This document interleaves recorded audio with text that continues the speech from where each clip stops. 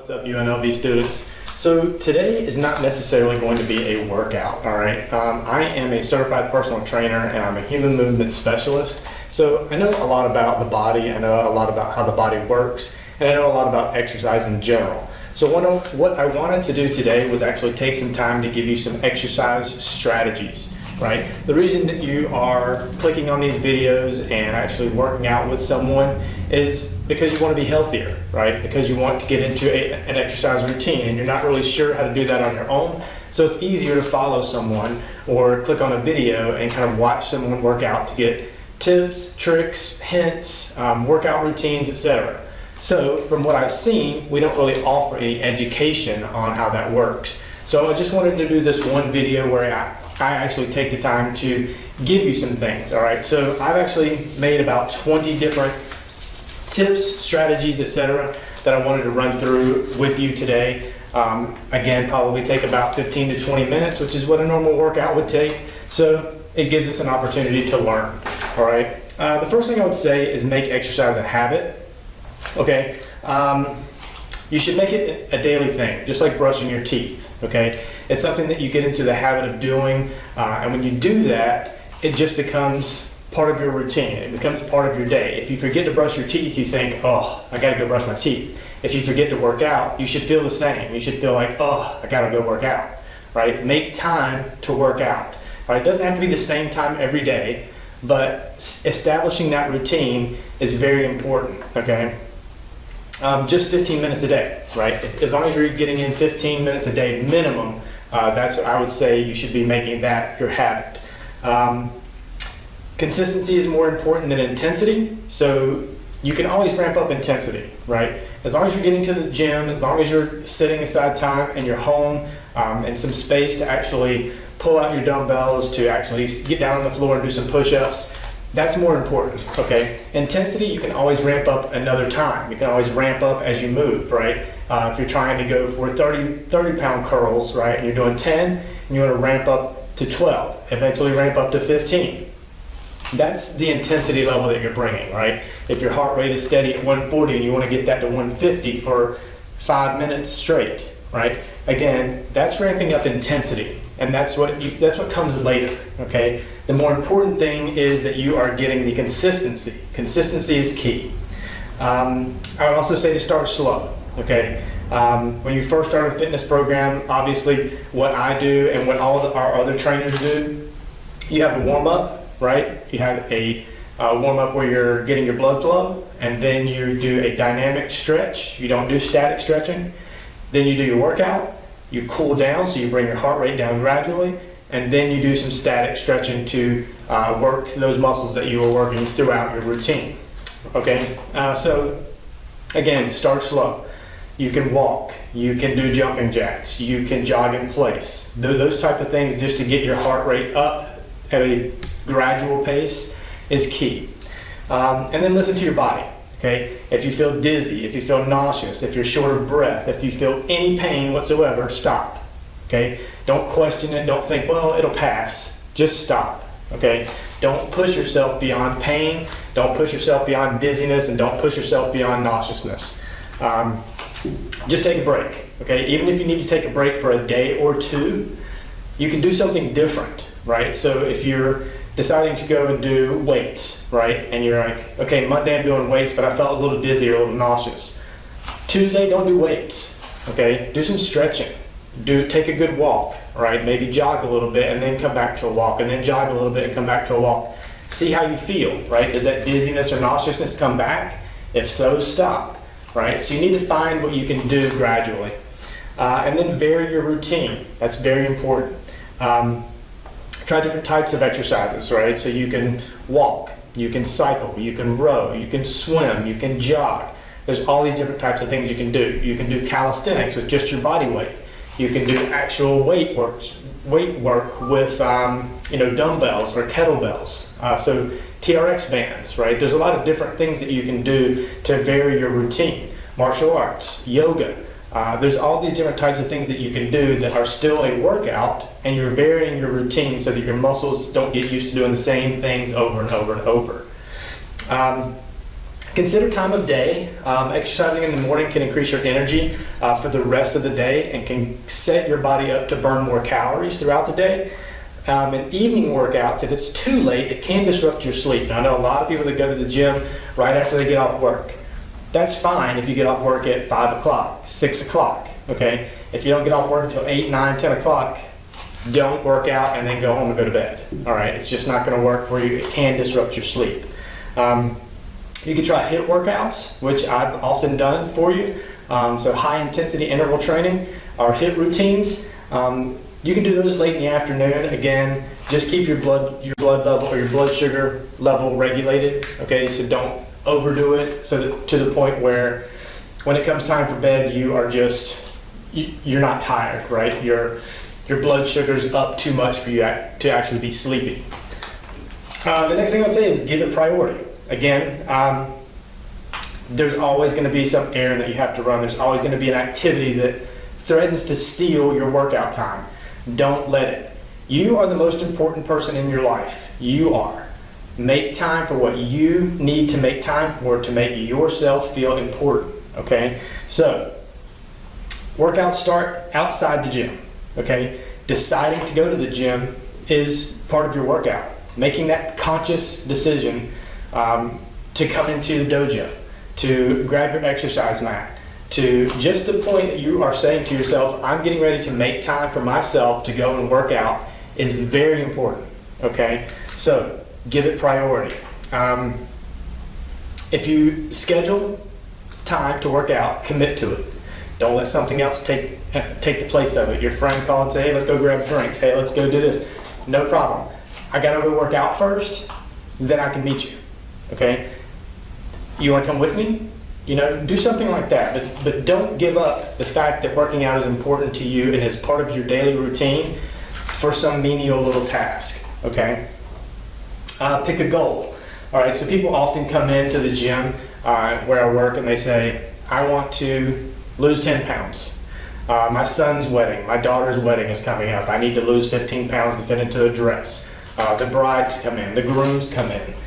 We have people who are just had a bad doctor's appointment and they want to lower their cholesterol or whatever it happens to be. Some people come in and say, I want to run a 5K or a 10K. So what do I need to do to get on track to do that, right? Setting those small goals for yourself are very important because you get to meet those small goals and continue on to set new goals. And when you do that, you have this sense of accomplishment, right? And that gets you back into the gym all the time. Because then you have that feeling of completing something and saying, hey, I worked for something, I did it, now I'm gonna set a new goal and I'm gonna work for it and I'm gonna do it, and when I do it, I'm gonna feel good about myself, okay?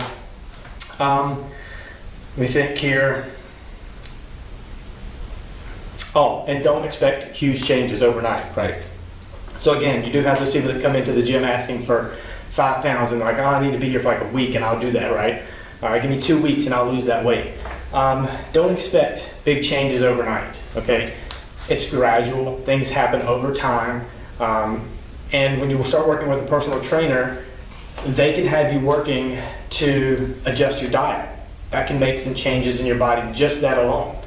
When they get you on a workout routine, sometimes they need to tweak that to say, do you need to do more weight workouts versus cardio? More cardio versus weights, right? So it really depends on what your goals are. So you really need to potentially talk to a professional to find out what your goals are and what you need to do to reach those goals, okay? And that being said, consult a pro.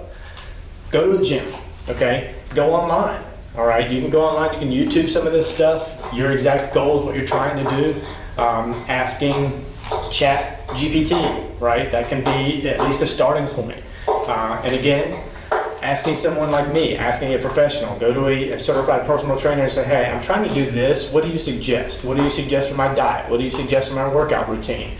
All right, don't be afraid to ask a professional. Even if they charge you a small fee, don't be afraid to just at least get the ball rolling with them, and you can quit anytime you want, right? There's no contract, you're not locking yourself into anything, all right? Let's see. Get your Z's. Sleep. Sleep is very important. In many different aspects of your life, sleep is very important. You actually don't build your muscle while you're working out, right? This is when you stretch your muscles and you tear your muscles. And when you go to sleep, your muscles repair themselves and they rebuild. And when they rebuild, they potentially rebuild stronger or bigger, which is when you gain muscle. Okay, so again, sleep is very important. You should have a specific number of hours, 7 to 8 hours minimum of uninterrupted sleep. If you have a watch that you're able to track your sleep, that's great because you can look at how much deep sleep you had, how much REM you've had. And those are very important and key metrics to try to figure out, how good is the sleep you're getting. And maybe you need to change some things to maybe try to get deeper sleep, maybe to stay in a deeper state of sleep for longer, all right? Adjusting things in your room, complete darkness, sound machines, fans. Are you sleeping hot? Are you sleeping cold? Those type of things can be identified, and then you get better sleep. The other thing is to eat right, okay? I have a lot of people who come in and say, I want a six-pack, right? I want abs. And I tell them right off the bat, abs are made in the kitchen. They're not made in the gym, all right? If you're trying to get a six-pack, you're trying to get a low percentage of body fat. It's about protein, it's about eating the right things, and it's about exercise to a degree. But abs are made in the kitchen, all right? So you have to eat right. You have to go to Whole Foods. You can't just bust your butt doing cardio and think, that's all I got to do. I just got to come in here and I'm going to walk 5 miles a day, I'm going to run 3 miles a day, and that's the end all be all. I'll be all set. Eating and changing your diet is a key component to becoming more fit, all right? So if you have to do something to keep track of that, do that, all right? If you have to use a watch, if you want a calorie count, if you want to use apps that help you take care of those type of things, at least for a small amount of time until you kind of get used to it, right? That's kind of how I got started, was write it all down.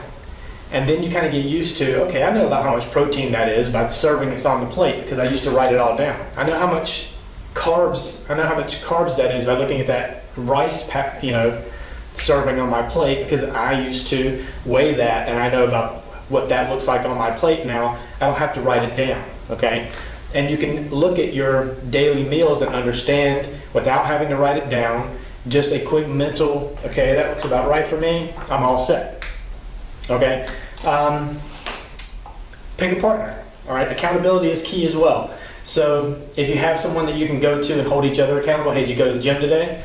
I did. Did you go to the gym today? No, right? That's one of those things where you're like, I didn't go to the gym. She's going to give me a hard time. He's going to give me a hard time because I didn't go to the gym. I got to go to the gym. Okay? And when they don't go, you give them a hard time. Why didn't you go to the gym? We said we're going to the gym. Invite each other to the gym. Join a class. Okay? It's part of the reason that we're doing these classes online is because of this, right? Because you can get together far away from one another and say, hey, let's do this class together. And when you don't show up, sometimes your classmates go, where were you? We missed you Tuesday night. When you come to these martial arts classes or these yoga classes or these Pilates classes and people look forward to seeing you, right? Where were you Tuesday? We were hoping you'd be here, right? Are you going to be here tomorrow? I really want to see you again. Having that accountability and having someone work out with you or become a partner is very important. So think about that as well. It can be a parent, it can be a sibling, it can be a child, it can be a friend. But have someone try to hold you accountable for what you're trying to do and what you're trying to accomplish. Get outside. Okay, the gym is great, but change of scenery always helps, right? Get outside and walk wherever you can. Whether that's taking a lunch break, whether it's getting up in the morning earlier than normal and taking a 30-minute walk before you get showered and head off to school or head off to work. Okay, vary that. Get outside as much as you can. I know the weather, as weather permits, obviously, but it can refresh your exercise and your motivation, right? You can go to the local football field, right? Run up and down the stairs. Again, it's a variation of exercise that the great outdoors often allows us. Going to the park, maybe going rollerblading, going roller skating. Again, just walking around the park in general, walking up and down hills, those type of things all help that you typically just can't get at the gym, right? You can also find a playground. Oftentimes playgrounds have equipment that you can use for workouts, right? Monkey bars or those ladder bars you can use for chin-ups and pull-ups. So there's a lot of things that you can use at a regular playground as a piece of workout equipment. I said this earlier, vary your workouts, so change your workouts up. I see a lot of people who come to the gym, they're on autopilot. I know they're going to go from that machine to that machine to that machine, go back over to that machine, then they're going to pick up the dumbbells, and then they go here, and then they're going to towel off, and then they're going to go home. Change it up. Your muscles get too used to that, they will not grow. They will not change, okay? So what I would say, again, your body adapts to routine, so you benefit more if you tweak your workouts, right? Change it up. Do chest and back one day, do legs and core another day, go back another day and do legs and biceps. Change it up. Change the machines you're using. Instead of always doing squats, right? Use a leg press. There's a lot of different things that you can do to vary your routine, and I highly suggest you do that, because otherwise you're not going to see the change that you want to see. Split your workouts. Okay, so if you have to work out 30 minutes in the morning and 30 minutes in the afternoon, do that. If you have to work out 15 minutes in the morning and 15 minutes in the afternoon, do that. If you're trying to get an hour or 30 minutes in a day and you have to split it, okay? Again, commit to yourself. You are the most important person in your life. Do what you need to do. All right, so intensity, again, it's going to depend on what your goals are. But vary the intensity, obviously. You can't just get in and just put the treadmill on full speed and run 8-10 miles an hour and jump off and be done, okay? Slowly work your way up, vary your intensity. All right, that's very important throughout any routine that you do, whether it's bicep curls, right? You can't just throw the weights around and that, I'm gonna get it done in a minute. Here we go, 1, 2, 3. What's building that muscle is the slow twitch. Letting that muscle stretch with each set and with each curl and with each thing that you're doing. Okay. Strength before cardio. Okay. So if you're going to do cardio, but you want to do a workout routine like dumbbells, barbells, whatever, do the strength portion first, cardio after. Okay. You should devote most of your effort to strength training. And do light cardio at the end. Cardio results arrive very quickly, but they depart quickly soon as well. So strength training, it takes longer and it shows your results, right? When you get stronger, you look stronger. So you're physically tearing down your muscle, and that muscle's getting rebuilt. Your body looks different. When you're just running on a treadmill, you're not gaining muscle, and so you're not going to see big changes. So it really depends on what your goals are, again, but I would definitely say put strength before cardio, okay? Next, I would align your spine, okay? So if you're planning on doing weightlifting, prepare with simple body weight exercises like push-ups and squats to perfect your form. Again, body weight is a very simple way of working out that a lot of people just overlook. Everyone thinks you have to have dumbbells, you have to have barbells, you have to have heavy weight, but body weight calisthenics is a very powerful way to work out and get in a good, solid workout. But again, keeping your shoulder blades stabilized, making sure your pelvis is aligned. A lot of the things that you hear us say as trainers as we're going through workouts with you, where we say, make sure your back is flat, keep your butt down, things like that.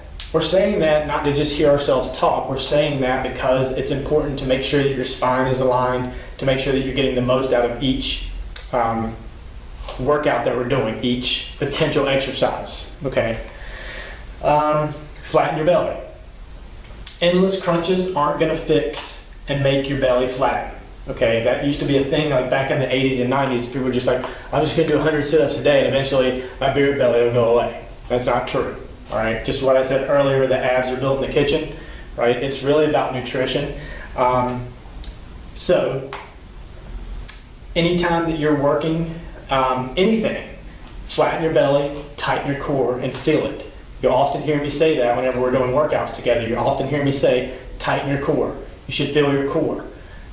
I'm saying that again, not to hear myself talk, but to make sure that you are engaging your core muscles here and that you're using them, okay? It's not all about sit-ups. Breathe through your nose, out through your mouth, all right? In through your nose, out through your mouth.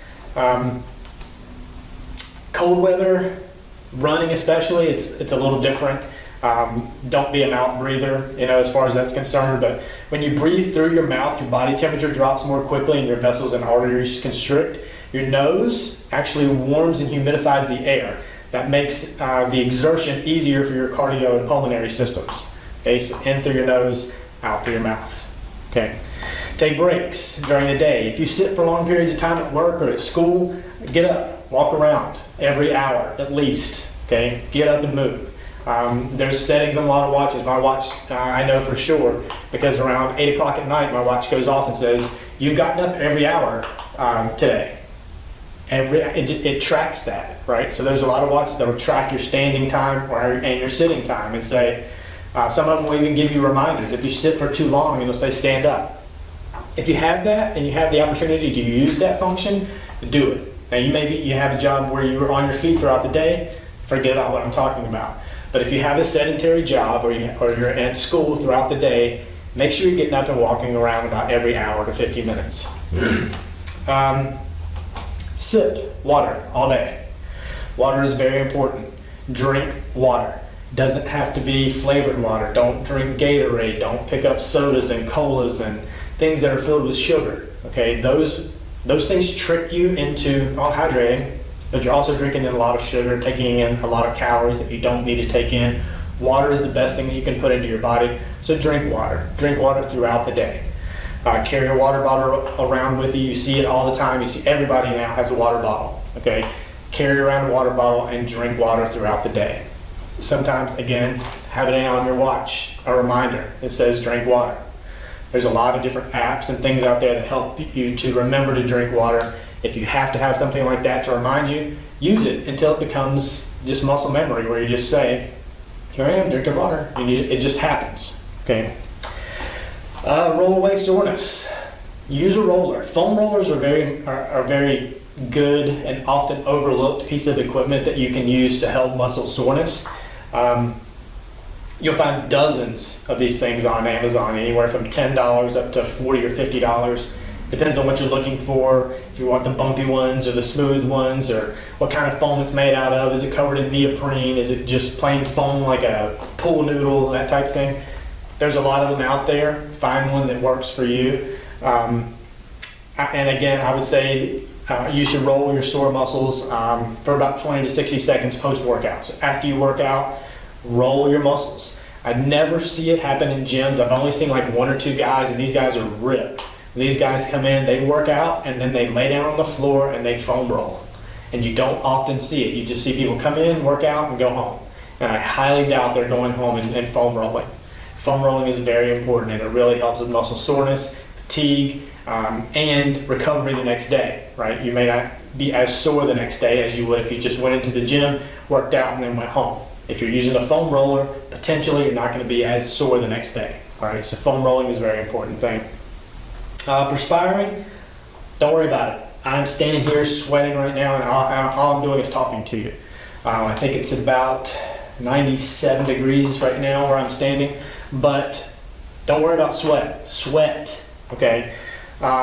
Heat in your body increases, and you need to release it somehow, so sweat cools off your body, all right?